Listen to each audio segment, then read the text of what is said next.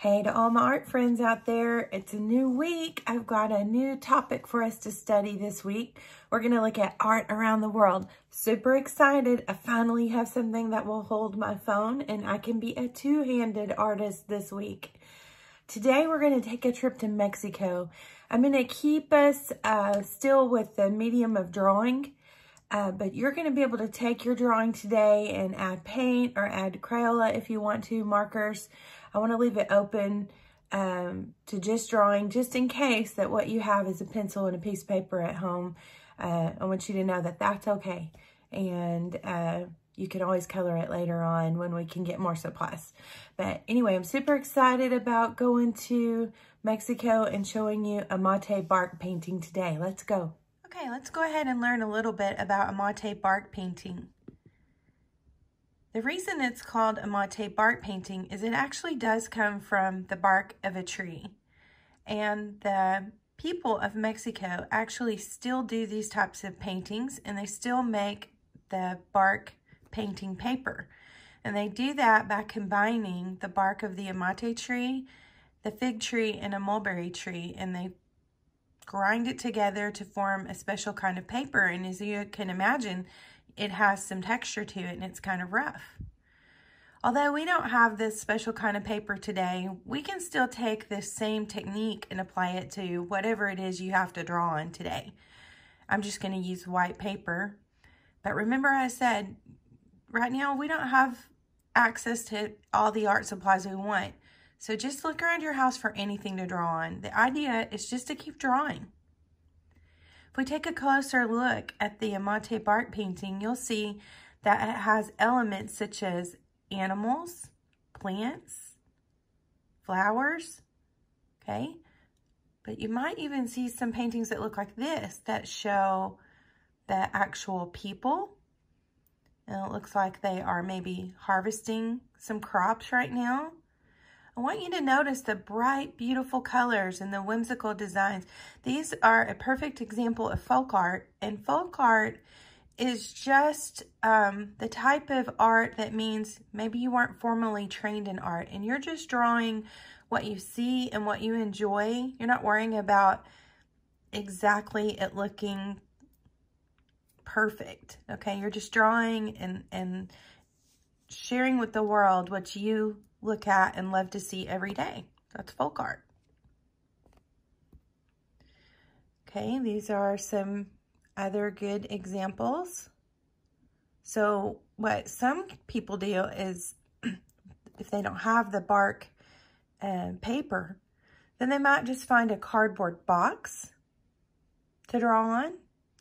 Or if you do happen to have like some brown mailing paper, you could take some of that and you could crumble it up and make it into a ball and get it nice and wrinkly and then smooth it back out and you're ready to draw on that. So those are some other ideas if you happen to have those kinds of supplies laying around.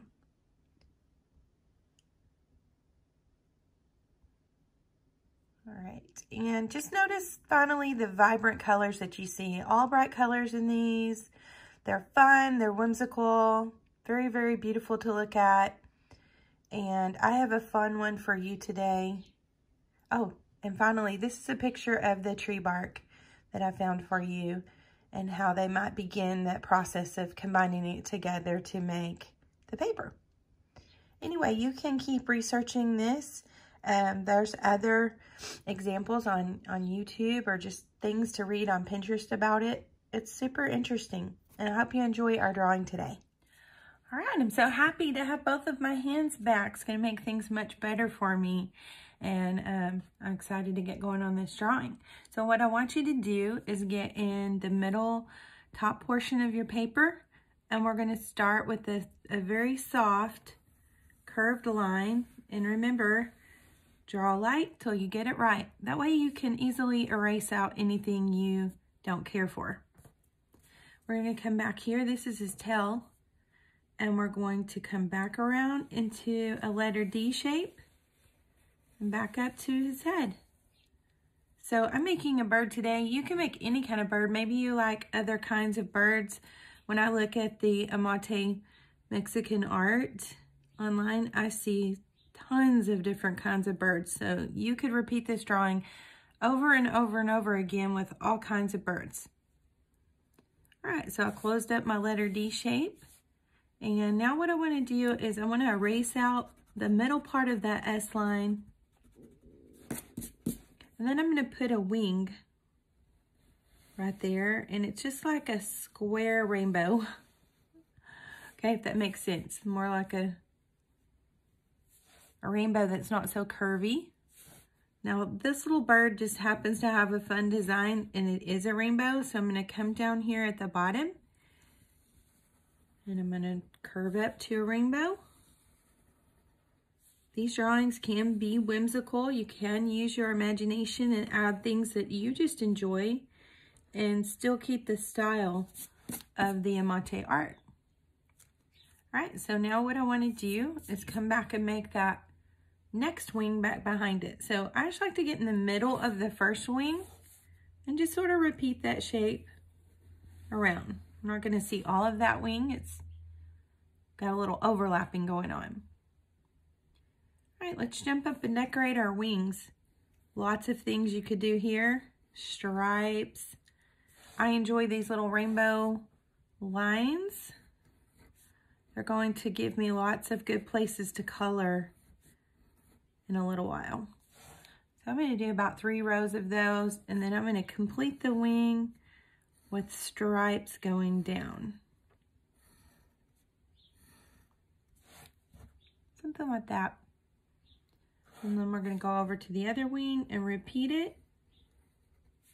You're going to have to think about where that other wing is. You're not really going to see all of that scallop line. Repeat that 3 times, and then I'm going to come down and finish it with stripes. All right, I want to give him something kind of cute for his tail.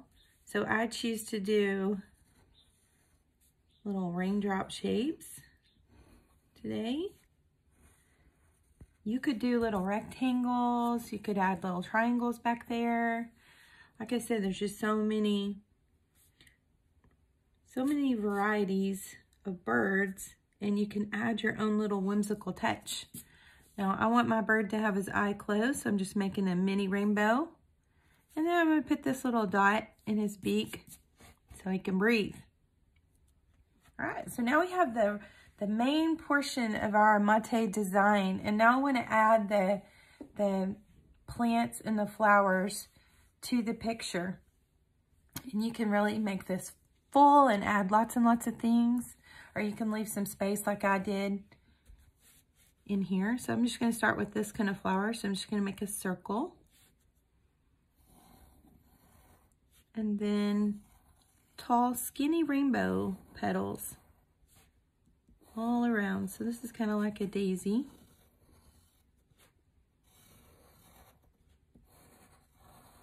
Okay, and I'm going to give this one a stem. And notice how it's just going to kind of work with the direction of the bird. I like that.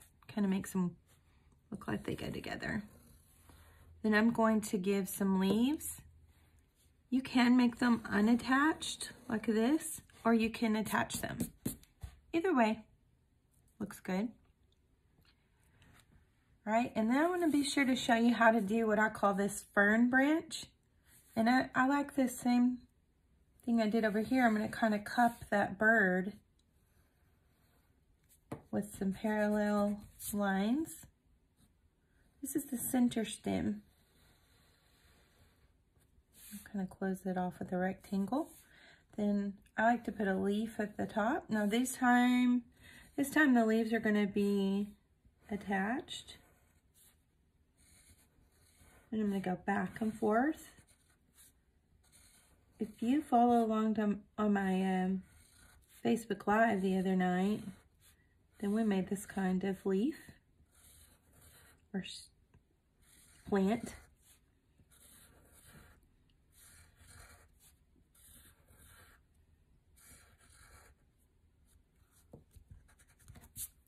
All right. We're off to a really good start on our drawing. Now what you're going to do is just fill in the rest of your space with smaller flowers. And I'll let you do that. I'll keep showing you a couple more designs, and I'm going to let you finish it however you want to. But I do want to show you how I added the heart. So I'm looking for kind of a big space.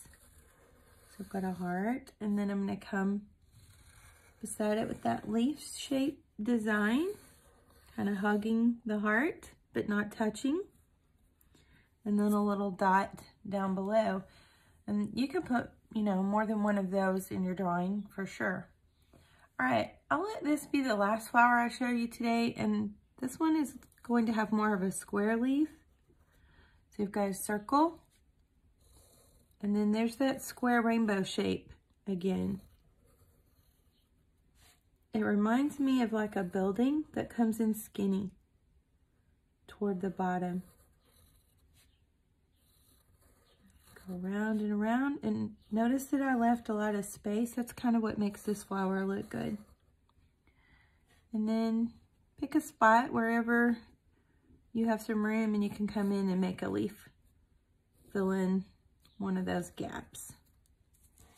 All right, and so I still have plenty more room to keep going. You can keep going and fill this up with flowers, and I cannot wait to see your finished Amate bark art today. And if you can color it with pencils, markers, crayons, whatever you have. And maybe you were even able to come up with some cardboard to do this on. That'd be pretty cool. All right, thank you guys for joining me today, and I hope you have a very happy Monday, and post me some of your work. Here's a little hello from Poppy and Pretzel. They are running around here like crazy. Very, very wild.